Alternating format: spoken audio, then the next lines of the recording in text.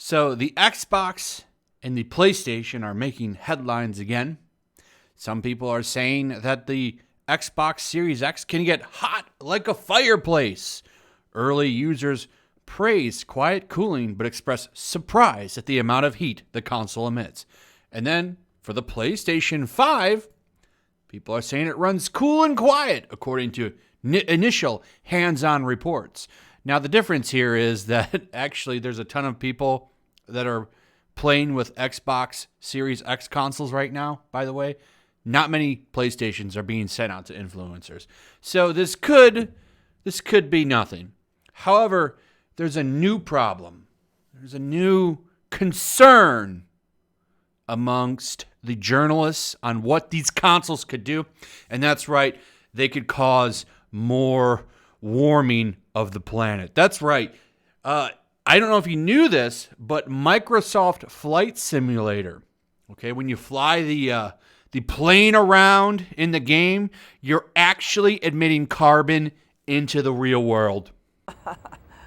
What a story, Mark. So the funny thing about this Guardian article is how it starts off complimenting video games. Like, we're in this state of lockdown where you're not really supposed to go out and do things. And, more people are now spending time playing video games because that's something they can do and the business is booming. However, the real problem here now is that the carbons these games emit is really ruining the earth. What are people supposed to do? What do you want them to do? Sit and stare at the wall? Paint it over and over again to watch the paint dry? I'm so blown away by this. Now, like the basis here is they're saying if we're going to cut down the BS is that, you're using more electricity to play the games, which is so dumb because everything you do in the house just about uses electricity. Your clock, when you cook, unless you're using gas-powered stuff, right, which a lot of people do. But when you do, your laundry, if you have electric-powered stuff, so on and so on, okay? You even just watch TV. You're using electricity. What's the point of shifting cars over to electricity if this is going to be such a big problem?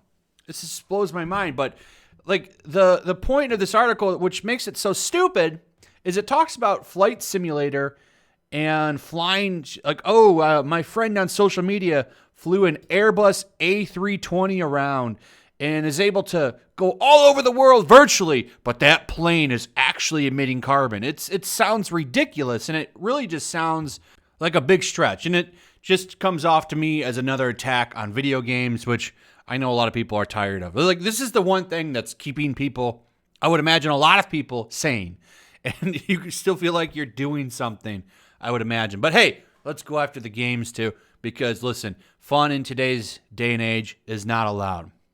So I'm going to read you some pieces of this article. We don't need to go through the whole thing, but there's a woman in my social media feed who has spent the past week flying around the world in an Airbus A320. Remember travel? The degree of enviousness with which I look at her photos of skylines and mountains is well past being impolite. She's not really traveling, of course. She's playing Microsoft Flight Simulator, the latest video game to capture the public's imagination as a kind of Coof-era bomb. This is a game that uses Bing Maps satellite data to create a 1:1 scale replica of the entire planet, ready for players to explore now that the pleasures of physical travel have been temporarily relinquished by most of us. And it goes on to talk about how Animal Crossing was the perfect game when all this first started because it let people go out and be social. But there's a problem here. Well, the problem is that all of this is creating carbon. Wouldn't it have all gone down? If you remember, especially when all this first started, they were talking about how things were getting cleaner and stuff. So even with all that, now we have to attack the video games again. Because, of course, anything that takes your mind off of activism or being political is definitely not the way you're supposed to be doing things right now. You're supposed to put the game down, pick up the pitchfork. That's what it really seems like to me. Okay, put that game down, put on your activist hat, get rid of that old fun, don't need that. Just let politics consume you. Close your eyes and just let the politics consume your life. Get rid of that religion. Get rid of those video games. Friends, family. Don't need those things. What you need is government, politics, activism. Truly, the 3 pillars of happiness. Truly, truly they are. So, the article goes on to talk about, how the video game industry is booming, and it basically is. It's one of the few industries that can do well right now. Okay, and they even say it right here. Our studio has actually been doing really well throughout this period, and there's a lot of guilt that's associated with that. We've seen the revenue for our first game, Armello, reach as high as 50% increase. We've hired 20 people in the last year, and half of those have joined since we've been working from home. At the same time as the coup started, 10 or more of my close friends immediately lost their jobs or became at risk of losing their homes. But here's the real danger, folks. The real danger, okay? This person right here, and one of the people behind Frog Detective, I've never heard of this game, basically started using Twitch. Why did she start using Twitch? Well, as she puts it here, now that no one can go outside, it's rare that you have a chance to interact with people that you're not too close to, she says. We're just starved for social interaction at the moment, and Twitch is just another way for me to connect with other people in a less formal setting. But there's a bigger story here, people. A bigger story. The climate crisis. That's right. You sitting around and wanting to hang out in a Twitch stream is also emitting carbon. That's right. It's increasing your carbon footprint. Stop it. Stop. Get away from the chat. Get away from the keyboard. Turn this video off even, because you got to get away from this social interaction stuff. Listen, it's all for the good. It's all for the better, making the world a cleaner place. A more eco-friendly way to escape, they say, but not so fast. Not so fast. Flight Simulator is still damaging the world. That steady stream of data transfer equals carbon emissions like Netflix or other consumer electronics. But the carbon footprint of making, manufacturing, and buying and playing video games isn't something many players think about either, by the way. This article is such a mess, but it's still funny. It's a real stretch. I always find this attack on electricity really funny because there's plenty of articles out there that I don't cover that talk about this kind of stuff.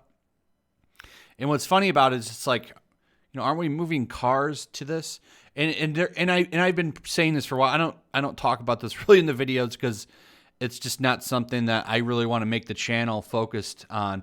But so if we successfully are able to utilize electric for vehicles, what's going to stop them from going after that now? Because that's still, you have to charge the car every day, all the time, actually. Especially you think about doing a long-term trip, right?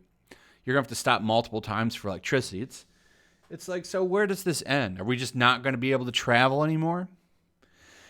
So anyway, it's invisible to us, all of that processing of manufacturing games. But the truth of it is, when someone sits down to play Microsoft Flight Simulator, they're still emitting carbon, even though they're at home, mostly through data centers and their home's electricity.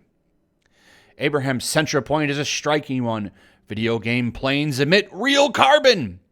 It's a thought that backs up a larger set of complicated questions. In January, Abraham asked game developers to tell him about their carbon emissions. One studio reported an annual electricity use that Abraham estimates is on par with that of around 80 family household homes. Whoa! Next month, the hotly awaited new Sony and Microsoft game consoles will be released. They're already selling out pre-orders. New machines mean new games, new ways of escaping lockdown, new ways of being sociable, as well as new emissions and newly mined minerals and resources for cutting-edge tech. So, listen, don't go out and get that PS5. Don't go out and get that Xbox. What you need to do, oh wait, you can't even do that. I was going to suggest that you should go out and maybe buy a old school handheld Game Boy or something, but you still got to put batteries in that. You throw out those batteries, contributes to waste to the planet. because I imagine it takes a long time for those batteries to break down. This is ridiculous. What am I allowed to do, The Guardian?